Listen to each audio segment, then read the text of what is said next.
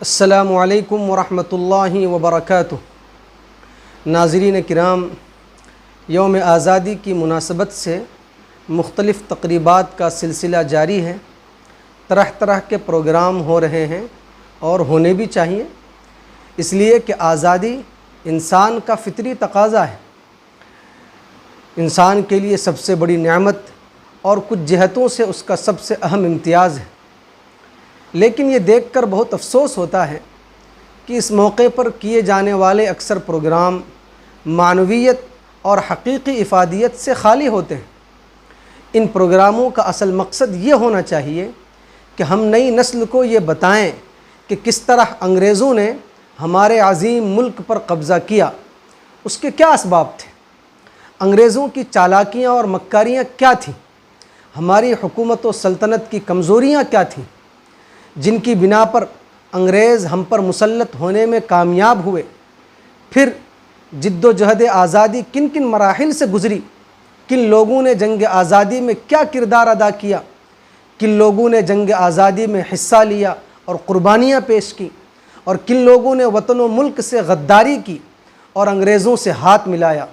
ان سب کے جوابات نئی نسل کو بتانے اور سمجھانے کی ضرورت ہے تاکہ صحیح صورتحال ان کے سامنے آ سکے، حقیقی وفادار اور غدار کو پہچان سکیں اور اس کی روشنی میں ملک کو پھر سے لاحق خطرات کو سمجھ سکیں، اس سے نجات دلانے کے لیے اٹھ کھڑے ہونے کا حوصلہ پیدا کریں اور راہ عمل تلاش کریں۔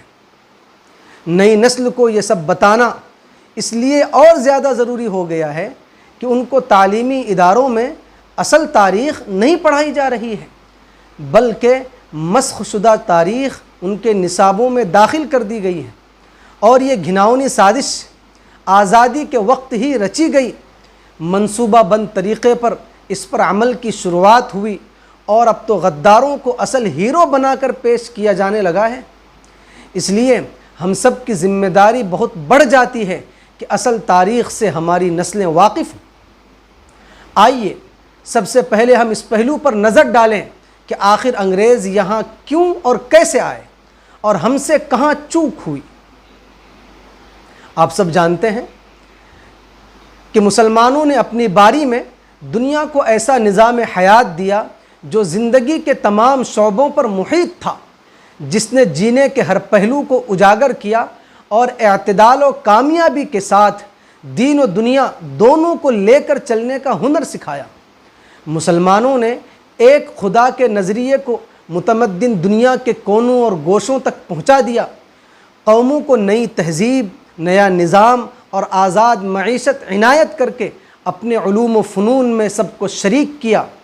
یہ سب کچھ ہوا، مگر ایک مدت کے بعد مسلمان بھی زندگی کی رسمی پابندیوں میں محدود ہو کر رہ گئے اور اپنی ذکاوت و ذہانت اور ہر شعبے میں ترقی کرنے کے باوجود مغرب کے لیے آگے چلنے کا میدان چھوڑ دیا، اور پھر وہی مغرب و یورپ جس کو مسلمانوں کی صحبت نے بیداری کا پیغام دیا تھا، انگڑائی لے کر کھڑا ہوا اور صلیبی جنگوں سے مزید آنکھیں کھلیں تو دنیا میں اڑنے کے خواب دیکھنے لگا۔ انہوں نے جہاز رانی میں مہارت پیدا کر کے مشرق پر للچائی ہوئی نگاہیں ڈالیں اور رخ پھیر کر بادبان کھول دیے۔ صنعت و حرفت میں ایسی ترقی کی کہ ادھر والے سمجھنے سے قاصر رہے، اور جب دیکھا کہ لکیر کا فقیر مشرق نہ ہمارے تدبر کا مقابلہ کر سکتا ہے نہ سامان حرب کا، تو ڈچ، پرتگیز، فرانسیسی اور انگریز اپنے اپنے مفادات کو پیش نظر رکھ کر دوڑ پڑے۔ اس تگ و دو میں ایک نئی دنیا تلاش کر لینے کے بعد ہندوستان کا ساحل آ پکڑے اور گٹھری بکچے رکھ کر دکانیں سجا کر بیٹھ گئے۔ لیکن انگریز مغربی حریفوں کو بھی اسی طرح نگل گیا جیسے اس نے ہندی بٹیروں کو یکے بعد دیگرے چن لیا۔ تیز نظر اورنگزیب عالمگیر کو خطرہ محسوس ہوا تھا تو انہوں نے ان چال بازوں سے ساحل صاف کر دی، لیکن ان کے بیٹے بہادر شاہ اول نے کچھ رقم لے کر پھر کوٹھیاں بنانے کی اجازت دے دی، اور پھر کچھ عذر پیش کر کے بعد والوں سے قلعہ بنانے کی بھی اجازت لے لی۔ انگریز عیار جنوبی ہند میں مدراس کے ساحل پر تسلط جمانے کے ساتھ ساتھ شمالی ہند کے بنگالی ساحل پر شطرنج کھیلنے لگے۔ کلکتے کی وہ کوٹھی جس کو انہوں نے اجازت لے کر قلعے کی صورت میں بنایا تھا، سیاست کا مرکز بن گئی۔ اس چالاک قوم نے مرکز سے تجارتی حفاظت کے لیے پہلے سپاہی رکھنے کی اجازت لی تھی، پھر فوجی وسعت لے لی۔ لندن سے ایسٹ انڈیا کمپنی کے صاحبان نے اپنے نمائندوں کو لکھا کہ ہمیں ہندوستان میں بحیثیت ایک قوم کے اپنا مقام بنانا ہے، اس کے بغیر ہماری حیثیت محض ناخواندہ مسلمان کی سی رہے گی، دوسروں ہی کے رحم و کرم پر زندہ رہنا پڑے گا۔ 7,000 میل دور کی قومیں سمندروں کو چیر کر پہنچی اور یہاں کی کروڑہا آبادی کو دبوچ کر بیٹھ گئیں۔ کتنا دردناک ہے یہ قصہ اور کتنی قابل حیرت ہے یہ بات۔ ایسا نہیں ہے کہ ان کا تسلط شروع ہوتے ہی ان کے خلاف جد و جہد نہیں ہوئی، لیکن عموماً اپنوں کی غداری یا کسی اور وجہ سے وہ جد و جہد اتنی کارگر نہیں ہوئی کہ وہ اسی وقت اس ملک کو چھوڑنے پر مجبور ہو جاتے۔ عام طور پر یہ غلط فہمی پائی جاتی ہے کہ انگریزوں سے جنگ 1857 عیسوی میں شروع ہوئی، حالانکہ اس کی ابتدا 1857 سے تقریباً 100 سال پہلے ہو چکی تھی۔ چنانچہ سب سے پہلے نواب سراج الدولہ کے نانا علی وردی خان نے انگریزوں کے خلاف منظم اور مسلح جنگ لڑی۔ وہ اس طور پر کہ انگریزوں نے شمالی بھارت میں کلکتہ کو اپنا مرکز بنایا ہوا تھا تاکہ سمندری راستے سے انہیں مدد ملتی رہے۔ کلکتہ کا فورٹ ولیم انگریزوں کا مرکز تھا۔ ان کے بڑھتے ہوئے قدم کو روکنے کے لیے سراج الدولہ کے نانا علی وردی خان نے سب سے پہلے منظم اور مسلح جنگ ان سے لڑی۔ علی وردی خان جو 1740 سے 1756 کے دوران بنگال کے نواب تھے، انہوں نے 1754 عیسوی میں فورٹ ولیم پر حملہ کر کے انگریزوں کو بھگا دیا، جس کی وجہ سے انگریز ڈائمنڈ ہاربر میں پناہ لینے پر مجبور ہو گئے۔ ان کے بارے میں کہا جاتا ہے کہ اگر وہ اس کے بعد تھوڑی مدت اور باحیات رہتے تو آج ہندوستان کی تاریخ کچھ اور ہی ہوتی۔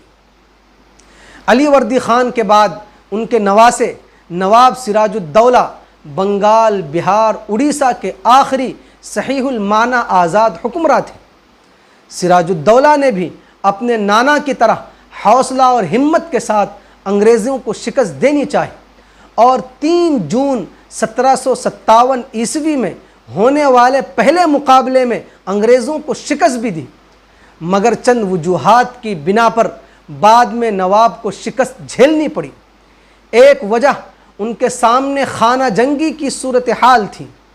خاندان کے کچھ افراد تخت پر نگاہ لگائے ہوئے تھے اور اس کو حاصل کرنے کے لیے ان لوگوں نے انگریزوں کا سہارا لیا۔ دوسری وجہ ان کی فوج میں ایسے سردار تھے جو مسلسل انگریزوں کے رابطے میں تھے۔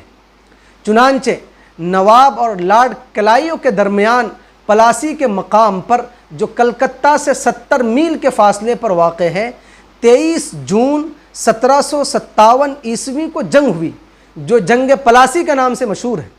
اس جنگ میں نواب کے ایک غدار سالار میر جعفر نے پہلے اپنے ساتھیوں کے ذریعے وفادار سرداروں کو قتل کیا، پھر جنگ سے علیحدہ ہو گیا۔ اس سازش کے نتیجے میں جنگ کا فیصلہ انگریزوں کے حق میں ہو گیا۔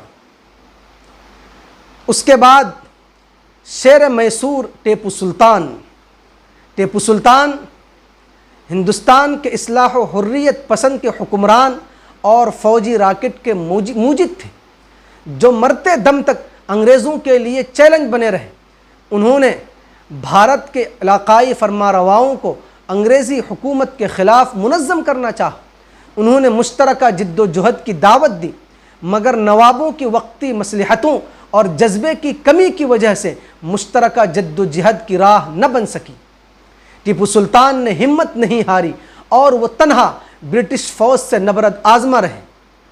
انہوں نے نامساعد حالات کو سمجھتے ہوئے یہ تاریخی جملہ کہا تھا کہ شیر کی 1 دن کی زندگی گیدڑ کی 100 سالہ زندگی سے بہتر ہے۔ سلطان اور انگریزوں کے مابین 4 جنگیں ہوئیں۔ آخری جنگ سرنگا پٹم میں لڑی گئی۔ یہ جنگ قلعہ بند ہو کر لڑی گئی، مگر افسوس یہ جنگ بھی اپنوں کی سازشوں کا شکار ہو گئی۔ ایک غدار میر صادق قلعے کا نقشہ انگریزوں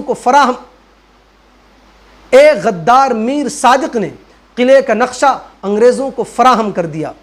شیر میسور نے شجاعت کے ساتھ کئی انگریزوں کو جہنم واصل کیا۔